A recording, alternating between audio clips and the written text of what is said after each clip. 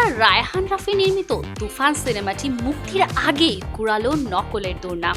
সিনেমাটির টিজার প্রকাশ্যে আসতে আরেক দফা হাসাহাসি রাফি নির্মাণ নিয়ে। অবশ্য এই পরিচালকের বিরুদ্ধে নকলের অভিযোগ নতুন কিছু নয়, তার ওপর আসা নকলের অভিযোগের ফর্দ বেশ লম্বা। কপিরাইট শব্দটি যেন রায়হান রাফির পদবী হয়ে উঠেছে।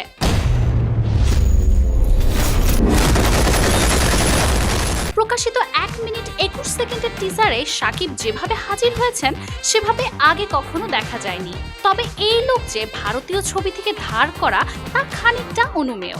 কেজিএফ এর ইয়াশ ও অ্যানিমেলের রণবীর কাপুরের সঙ্গে মিল খুঁজে পাওয়া যায়। নিঃসন্দেহে বলা যায় পরিচালক এই দুটি সিনেমার অনুকরণে তুফানের টিজার বানিয়েছেন। টিজারে শাকিবের পরনে ছিল স্যুট বুট, ঘন দাড়ি ও লম্বা চুল, হাতে সিগারেট, ঠিক যেন কেজিএফ এর রকি ভাইয়ের মতোই।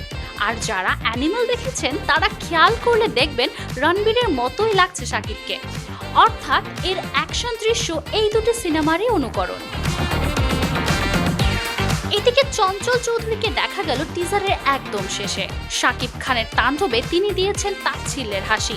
এ থেকে বোঝা যায় দুজনের মাঝে টক্কর হবে সমান তালে, যেন শেয়ানে শেয়ানে লড়াই।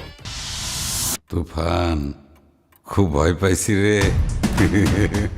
রায়হান রাফি জানিয়েছিলেন তিনি কেজিএফ এর মতো গ্যাংস্টার ধর্মী সিনেমা বানাতে চান। তাই তুফানের গল্প কস্টিউমে এই ছবির ছায়া থাকলে অবাক হওয়ার কিছু নেই। তবে অনুকরণের মাঝে কতটা নিজের মৌলিকত্ব তুলে ধরতে পারেন সেটাই এখন দেখার বিষয়। এই ছবিতে 90 দশকের গ্যাংস্টারের চরিত্রে দেখা যাবে শাকিবকে। এটি মুক্তি পাবে আসন্ন কোরবানির ঈদে। এর প্রযোজক আলফা আই, চরকি ও ভারতীয় SVF। মাজুমা ফ্রুজ নীলিমা, নিউজ নাও 24।